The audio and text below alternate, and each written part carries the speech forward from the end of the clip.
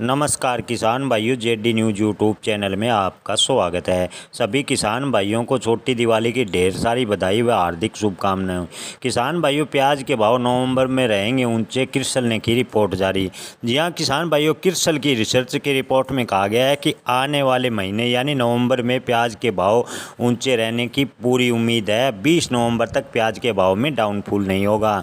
जी हाँ किसान भाइयों, आपको बता दें कि क्रिसल की रिपोर्ट में कहा गया है कि इन दिनों प्याज की अच्छी खासी डिमांड बनी हुई है और प्याज फसल जो मंडी में आएगी उसमें काफ़ी देरी होगी। हालांकि चुटपुट स्थानों पर अलवर का प्याज मंडी में आना शुरू हो गया है, लेकिन मांग के मुकाबले ऐसी इसकी उम्मीद कम है कि केवल अलवर का प्याज देश में आपूर्ति को पूरा कर सकेगा।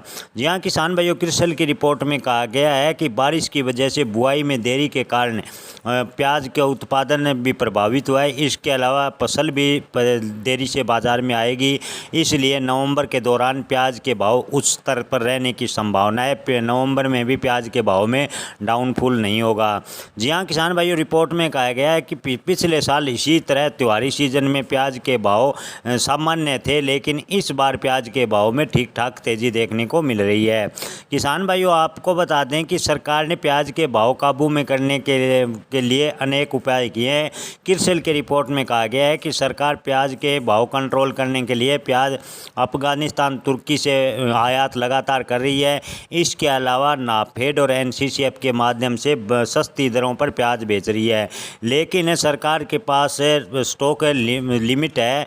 सरकार के पास रिजर्व में स्टॉक बेहद ही कम रह गया है। सरकार प्याज खरीदी और बिक्री एक साथ कर रही है, यानी बाजार से प्याज खरीद कर बेच रही है। सरकार के पास स्टॉक लगभग समाप्त होने के कगार पर है। ऐसे में अगर सरकार भी प्याज बाजार से खरीदेगी तो भी बाजार की प्याज की आपूर्ति पर प्रभाव पड़ेगा और प्याज के भाव नवंबर में ऊंचे रहने की उम्मीद है। 20 नवंबर के बाद देश भर में प्याज की नई फसल आनी शुरू होगी। उसके बाद प्याज के भाव में थोड़ा बहुत ठहराव या डाउनफॉल देखने को मिल सकता है। 20 नवंबर तक प्याज के भाव में अच्छी खासी तेज़ी बनी रहेगी। इसको लेकर क्रिसल ने नई रिपोर्ट जारी की है। धन्यवाद।